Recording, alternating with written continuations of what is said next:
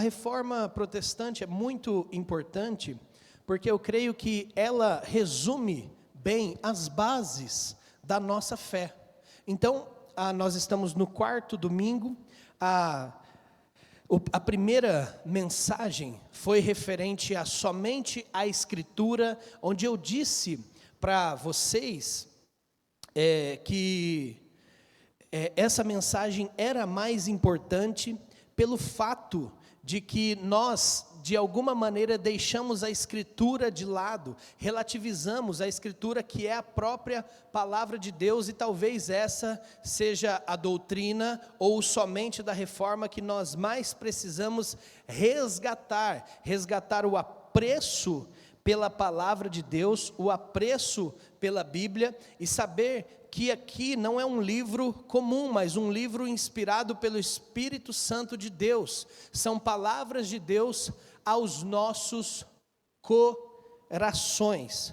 Depois também falamos de somente o nosso Senhor Jesus Cristo, que Ele é o mediador entre Deus e o homem, o nosso Salvador, aquele qual a palavra de Deus aponta no Antigo Testamento, apontando para o seu sacrifício na cruz, e depois da sua morte e ressurreição, depois da cruz, aquilo que aponta para trás, daquilo que já aconteceu. E na semana passada, muito bem colocado, por sinal, as palavras do presbítero Robson, falando de somente a graça, lembrando que graça, toda vez que a gente cita a graça de Deus, alguma coisa relacionada à graça, é um favor imerecido, ou seja, é nós ganharmos um presente, mesmo a gente não merecendo esse presente. E o último ponto, que será na semana que vem, é glória somente a Deus. E o de hoje, que nós vamos falar, que é o 4º ponto da reforma protestante, na minha opinião, se o sola escritura é o ponto que nós mais precisamos resgatar, o sola fide, que é o somente a fé, que se trata do tema justificação pela fé, é o tema que nós mais precisamos compreender. Eu não tenho dúvidas que muitas pessoas que estão no meio cristão, ou que se dizem cristãs, não conseguem compreender ao certo o que significa justificação pela fé. E para isso, eu quero dar como referência o texto de Romanos 3, 21 a 25, que será projetado, e você, por gentileza, vai acompanhar a leitura. Mas agora, sem lei, se manifestou a justiça de Deus, testemunhada pela lei e pelos profetas. Justiça de Deus mediante a fé em Jesus Cristo para todos e sobre todos os que creem, porque não há distinção, pois todos pecaram e carecem da glória de Deus, sendo justificados gratuitamente por sua graça, mediante a redenção que há em Cristo Jesus, a quem Deus propôs no seu sangue como propiciação, mediante a fé, para manifestar a sua justiça, por ter Deus, na sua tolerância, deixado impunes os pecados anteriormente cometidos. Que Deus, através dessa leitura e de sua santa e bendita mensagem, fale ao seu coração nessa noite, em nome de Jesus. Amém. Meus amados irmãos, eu não tenho dúvida, como eu já citei, mas eu quero reforçar para você, que a doutrina, ou o chamado da justificação pela fé, é a doutrina mais mal compreendida pelos cristãos. Porque se fosse compreendida, com certeza nós, de maneira geral, generalizando, nós não estaríamos vivendo do jeito que estamos vivendo como cristãos.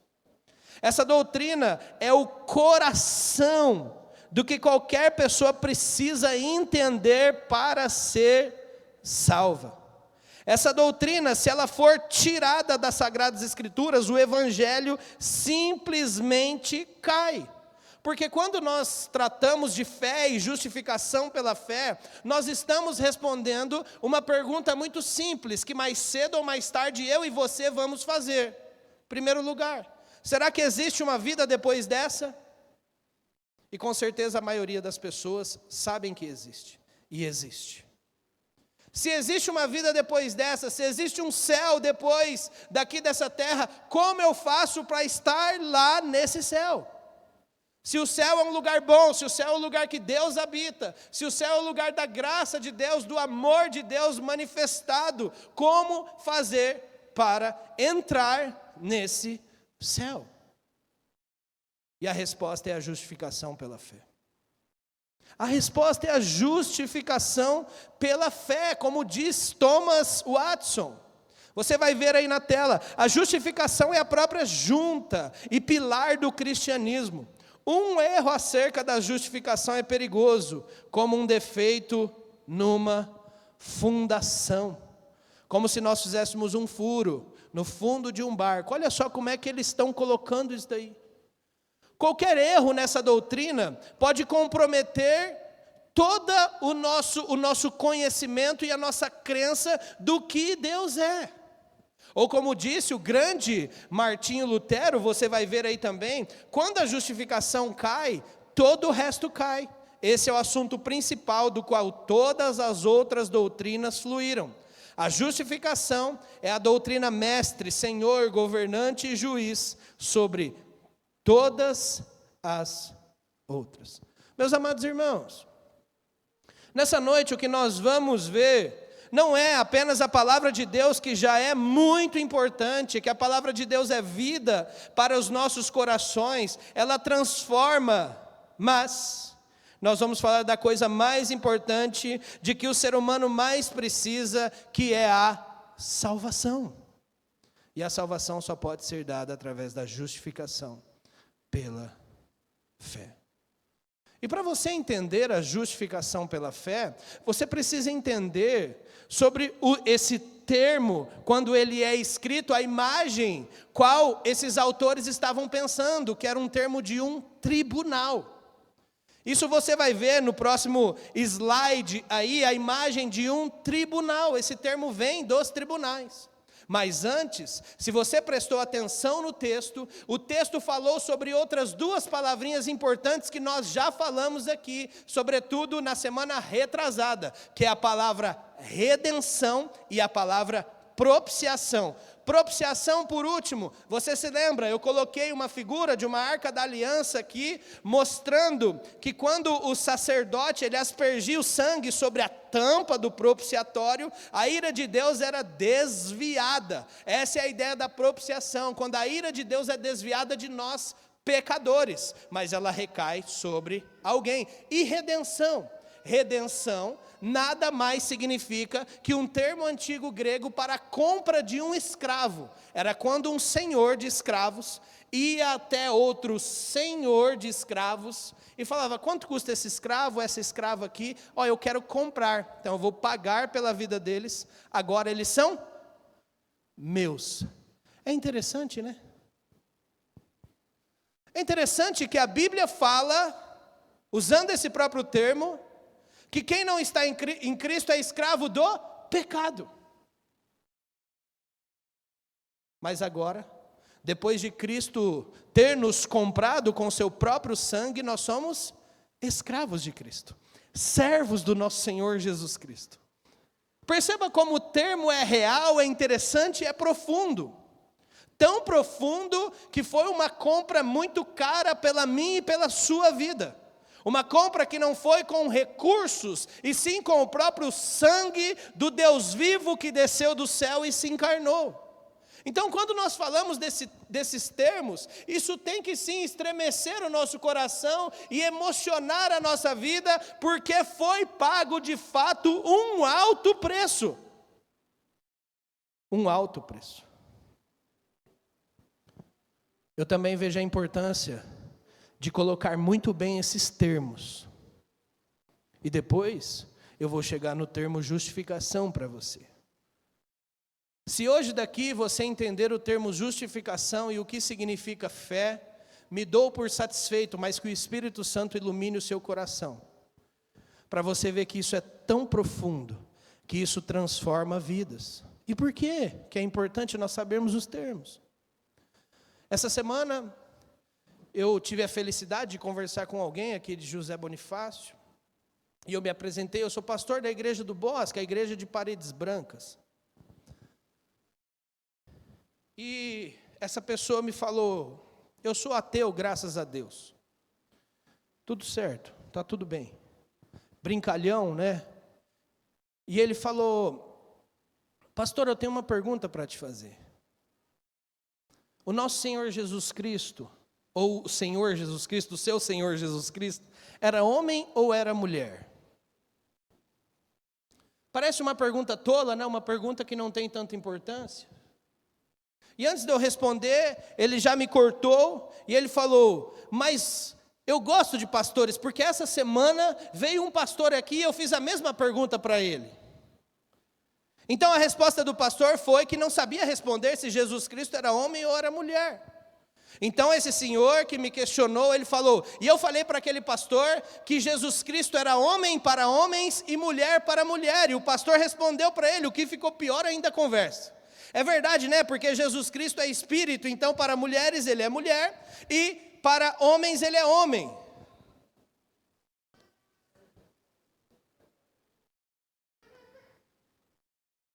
O que mais me deixou chocado, não foi a pessoa que está me falando.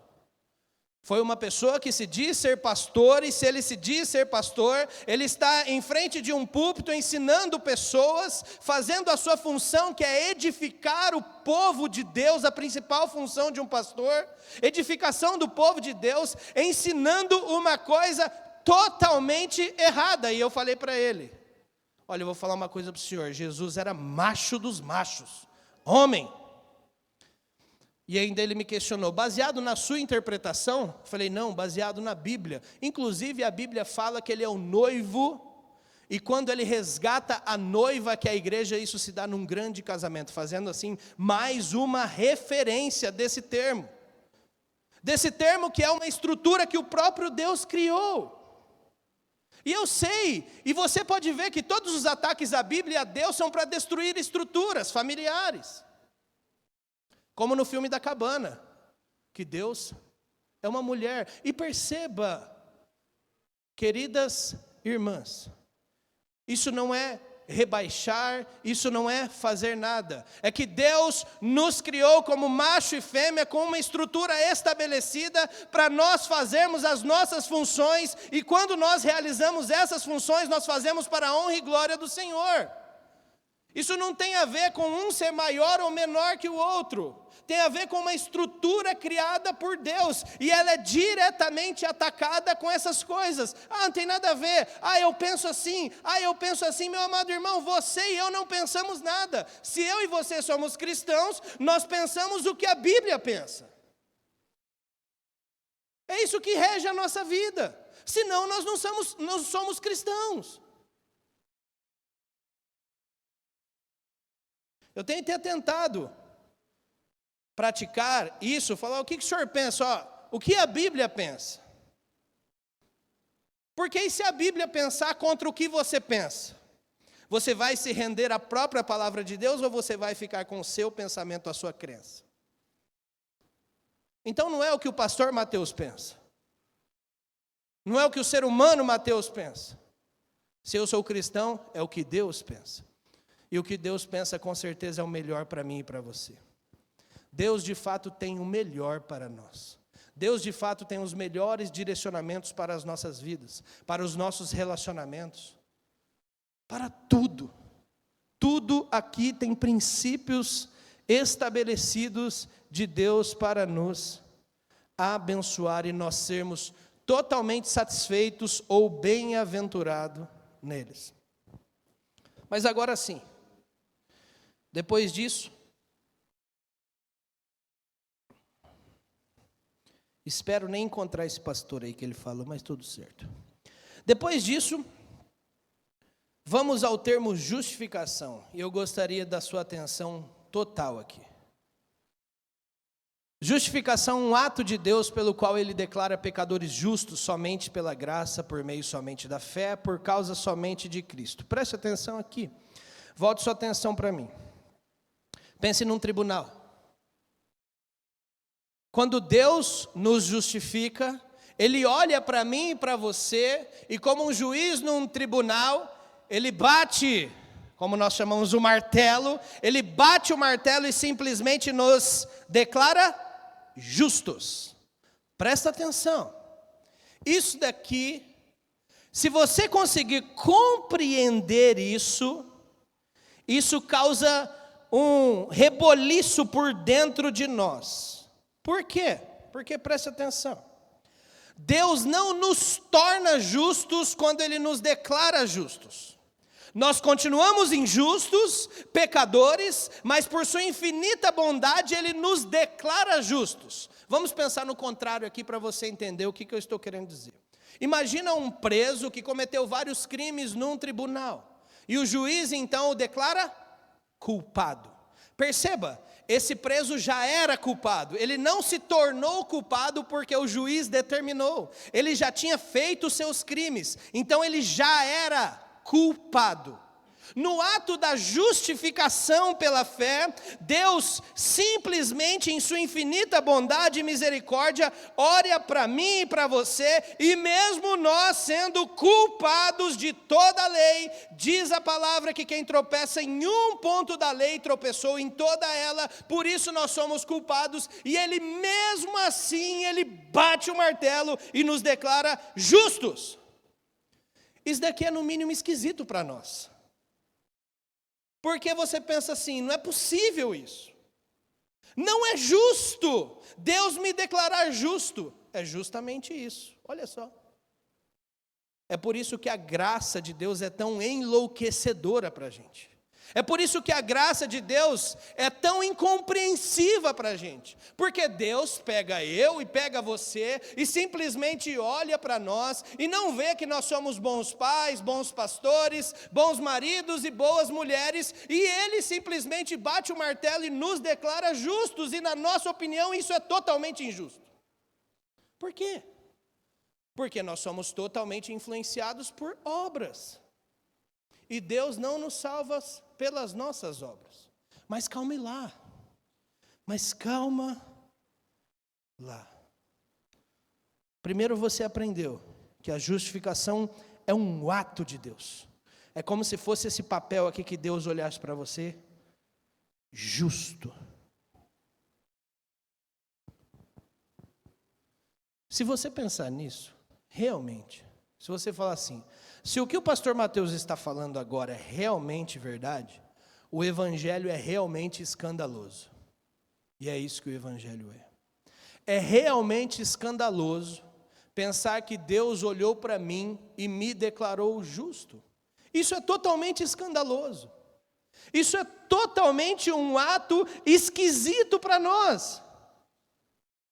Perceba, se nós compreendêssemos apenas a justificação pela fé, Deus simplesmente olhou para mim, como Ele olhou para aquele ladrão na cruz ao lado dele, e o declarou justo, ou seja, apto para entrar no céu, apto para entrar no céu, mesmo ele sendo um tranqueira do jeito que ele é, mesmo ele sendo um pecador ou continuar sendo um pecador.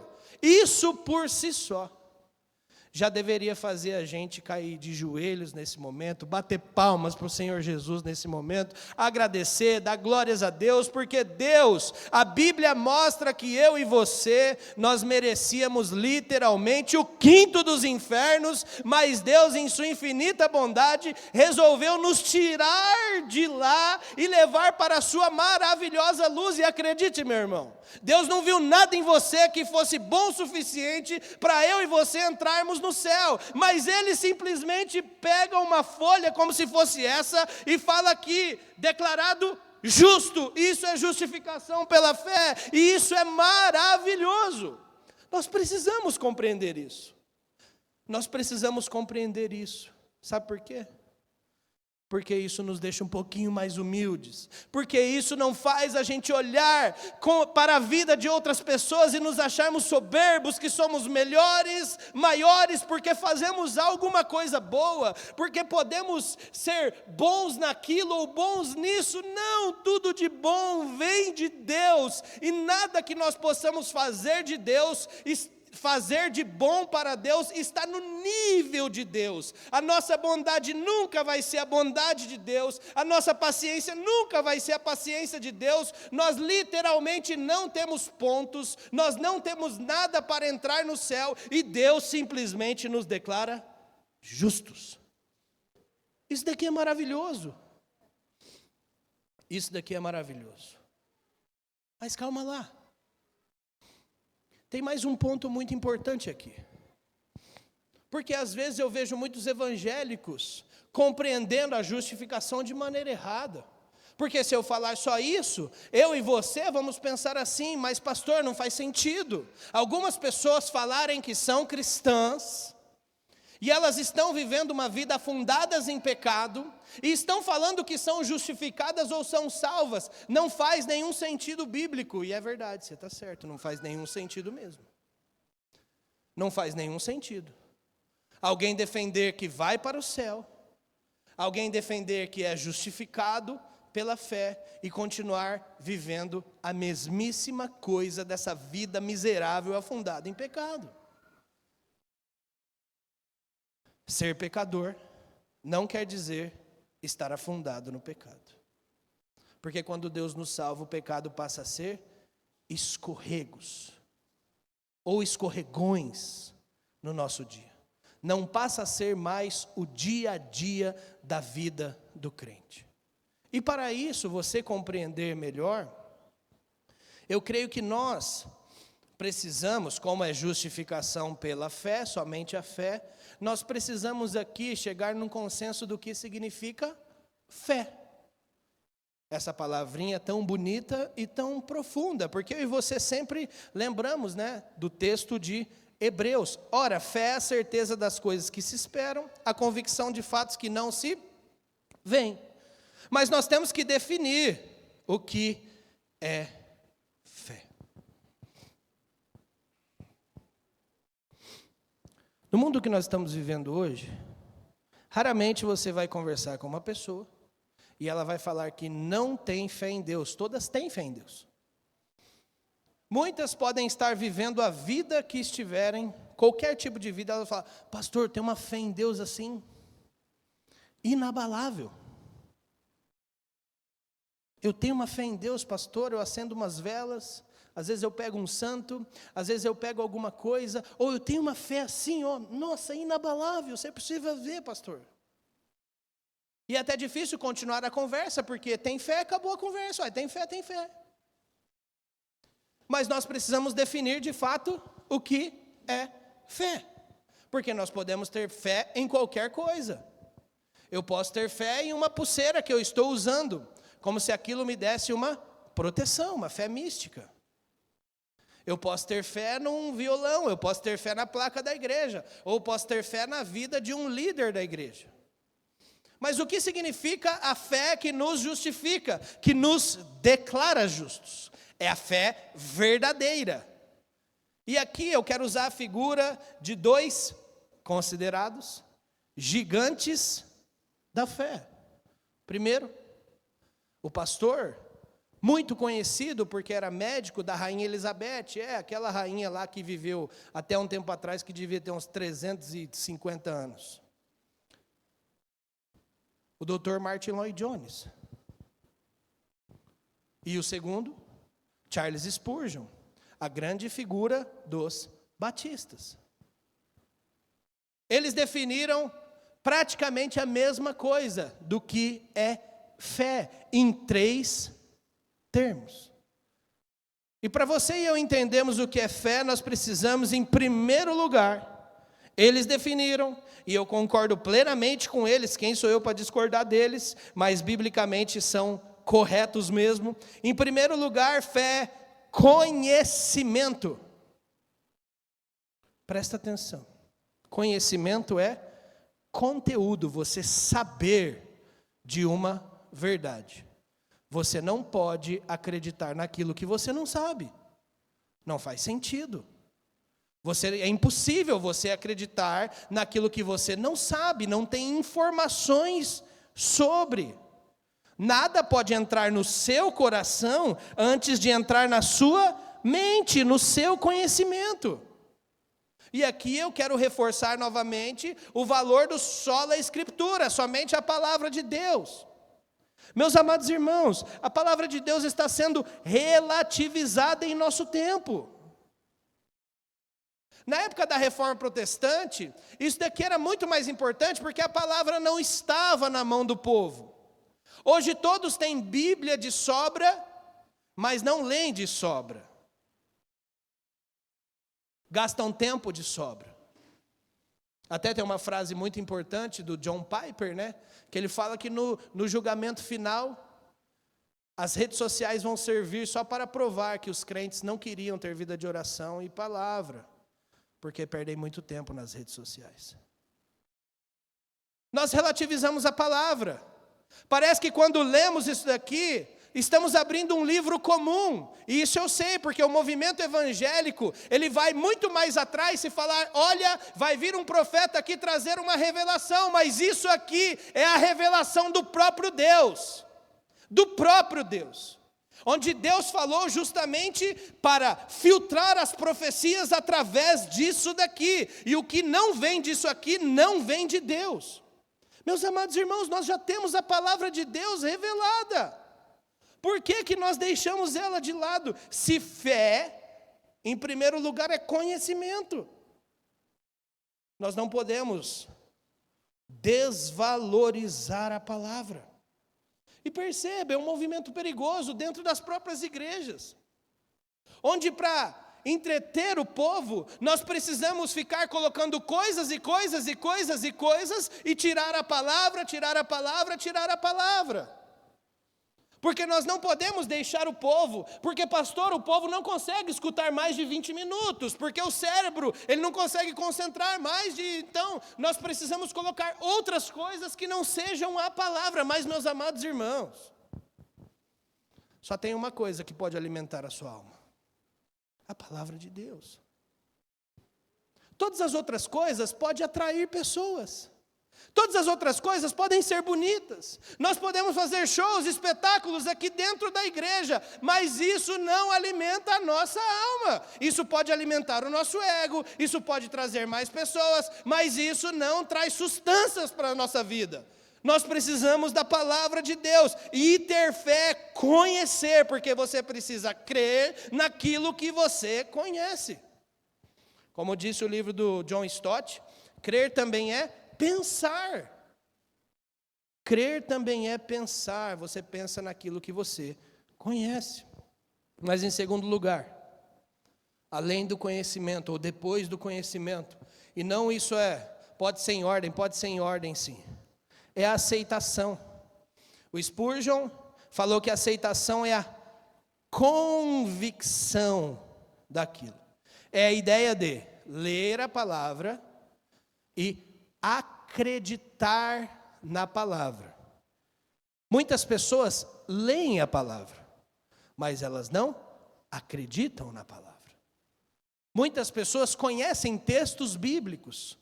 Muitas pessoas sabem, conhecem, têm conhecimento daquilo, mas elas não creem que aquilo foi verdade. E para termos fé, nós precisamos concordar, acreditar nisso. Como muito bem disse Calvino, agora é preciso derramar o coração no que a mente absorveu. Não é só ler a palavra, mas crer na palavra. Por isso que é muito importante, quando nós formos fazer aconselhamento, por exemplo, fazermos a partir da palavra. Porque as pessoas não vão falar que foi o fulano de tal, o irmão tal ou o pastor tal que aconselhou. É simplesmente você falar, você está disposto a aprender o que a Bíblia mostra sobre isso? Não é o que eu mostro, não é o que a cultura, não é o que as igrejas mostram sobre isso. O que a Bíblia mostra sobre isso? E você está disposto a, se possível, confrontar tudo aquilo que você foi ensinado.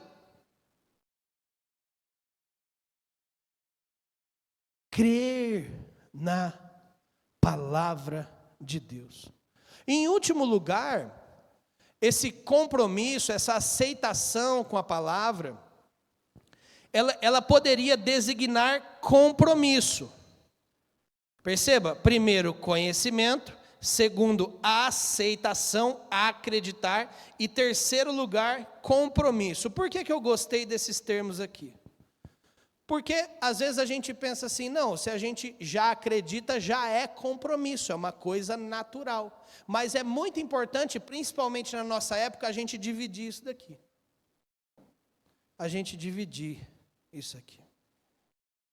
Confiança, compromisso. Aqui está o ponto que mais as pessoas têm dificuldades. Mas, meus amados irmãos, a fé verdadeira ela é caracterizada por uma entrega total das nossas vontades. Sabe quando Tomé, o Senhor Jesus pede para ele tocar nele? Ele fala, Senhor meu e Deus meu, eu te conheço, eu sou totalmente seu. Isso daqui é tão importante, meus irmãos, que o autor de um dos livros que eu li, ele coloca o seguinte, olha só. O primeiro ponto, que é o conhecimento, e o segundo ponto, que é a aceitação, acreditar, ele fala assim, o diabo tem esses dois pontos. Olha que coisa interessante. Que chocante isso e pesado. Ele falou, o diabo conhece a palavra de Deus. O diabo crê que aquela palavra é verdadeira. Ele sabe que aquilo lá é verdadeiro, ele sabe que ele já está condenado. Ele crê naquilo lá. Mas ele não pratica, porque vai contra a sua própria essência malvada, a sua própria essência maligna, a sua própria essência que é o oposto da essência do nosso Senhor Jesus Cristo. E o autor coloca uma coisa aqui muito irônica, mas pesada, que me fez pensar muito bem. Ele falou, você conhece a palavra de Deus, você crê na palavra de Deus, você já está habilitado para ser o diabo.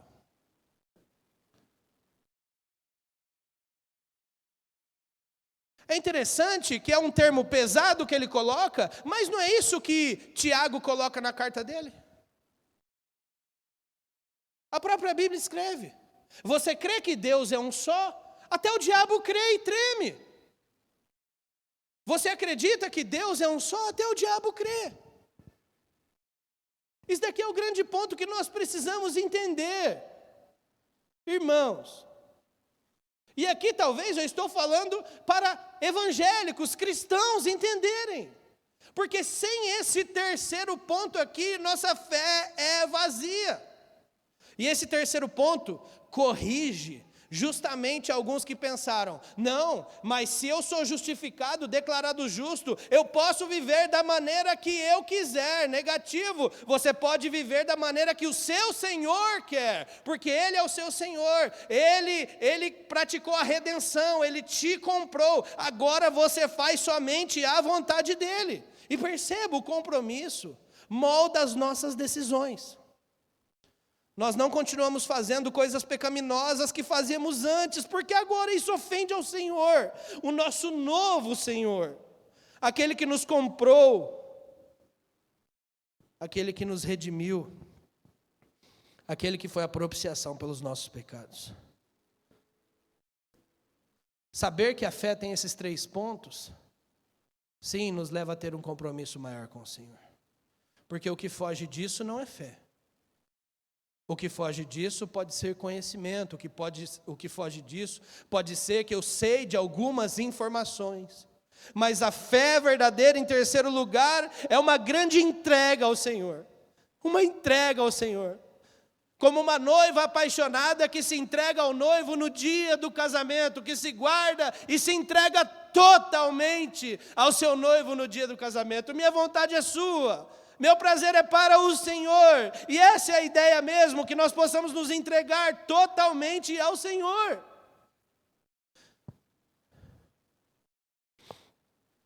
Isso nos deixa mais humildes também. Por quê? Porque eu e você sabemos que a justificação foi um ato de Deus.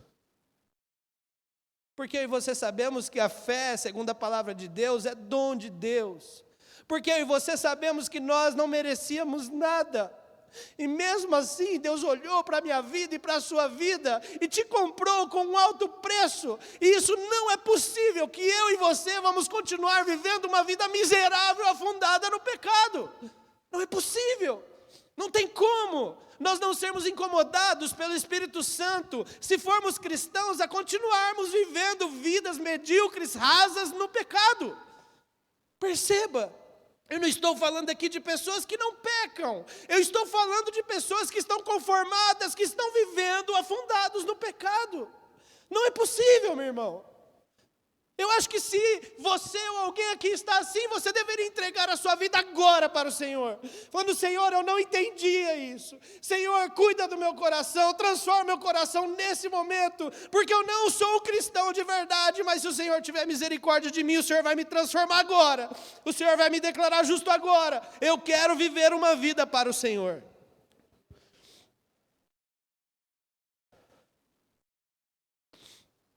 Esse terceiro ponto é muito importante, porque tira qualquer dúvida,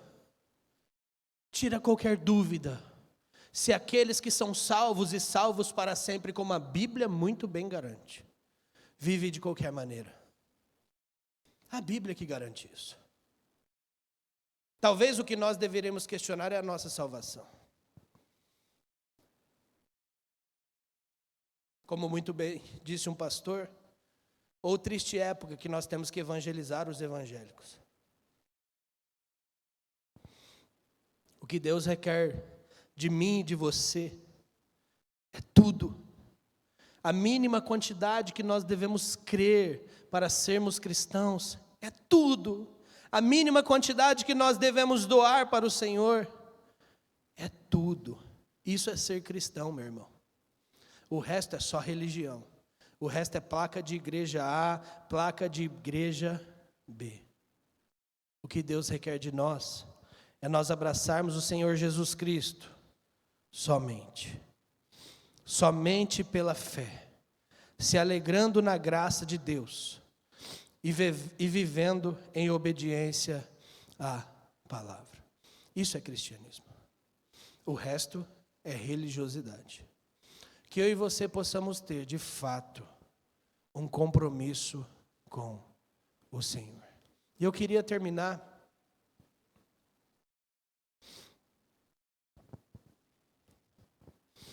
falando para você o seguinte: nós vamos ter um período de oração agora, nesse momento, e eu quero falar para dois tipos de pessoas aqui. Primeiro, se você nessa noite, através disso, dessa explicação, justificação, fé, daquilo que a Bíblia fala. E por favor, eu não estou taxando você de ignorante como se não conhecesse isso. Mas às vezes ficam alguns termos que não ficam claros. E quando não ficam claros, nós temos dificuldades de entender ou de compreender isso. Primeiro lugar, nessa noite, se você entende que você não é filho do Senhor, pastor, eu nunca entendi o Evangelho, eu nunca compreendi isso que o Senhor está falando, o que a Bíblia está falando, e hoje eu quero, o Senhor me tocou, o Senhor falou comigo, hoje eu quero entregar a minha vida ao Senhor. Eu gostaria que você ficasse de pé nesse momento, para nós orarmos com você. Em segundo lugar, se você é crente, você fala assim, eu tive uma experiência com o Senhor, pastor, sou salvo, mas eu tenho vivido uma vida tão longe do Senhor. Tão longe do Senhor. Eu não tinha entendido essa parte do compromisso. Eu estou vivendo uma vida longe do Senhor. Eu sou filho do Senhor, mas hoje eu quero tomar uma decisão de voltar para a casa do Pai. Eu estou afastado da casa do Pai. Na hora da oração eu quero que você fique de pé. E nós vamos orar e interceder pela sua vida.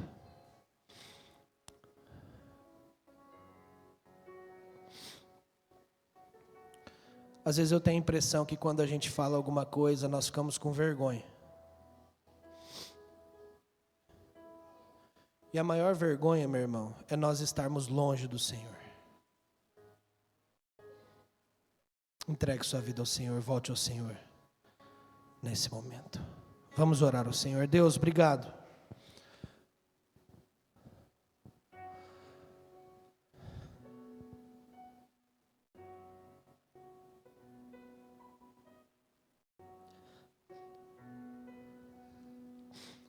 Obrigado, Senhor, porque o Senhor não viu nada em nós, mas mesmo assim o Senhor nos amou.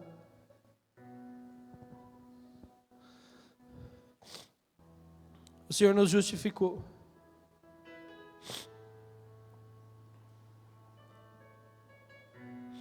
Obrigado, Senhor, porque o Senhor tem nos chamado de volta.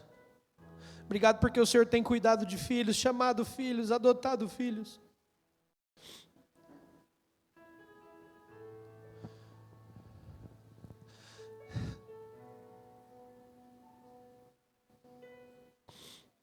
E Deus,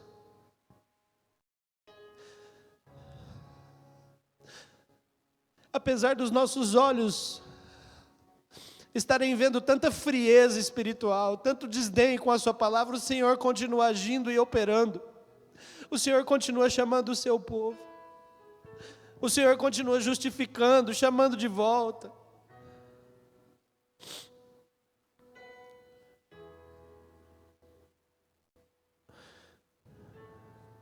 O Senhor continua salvando, Pai. Obrigado, Pai, pelo poder da Tua palavra. Não há poder na nossa igreja, não há poder na minha palavra, mas há poder na Tua palavra, Pai, que muda, que transforma, que vivifica, que nos livra do pecado, que nos livra do mal.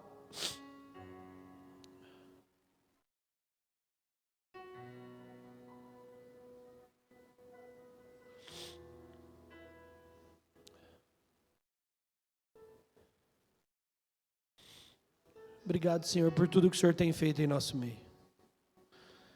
Que o Senhor apenas nos mantenha fiéis, Pai. O resto o Senhor vai acrescentar. Em nome de Jesus, Pai. Amém.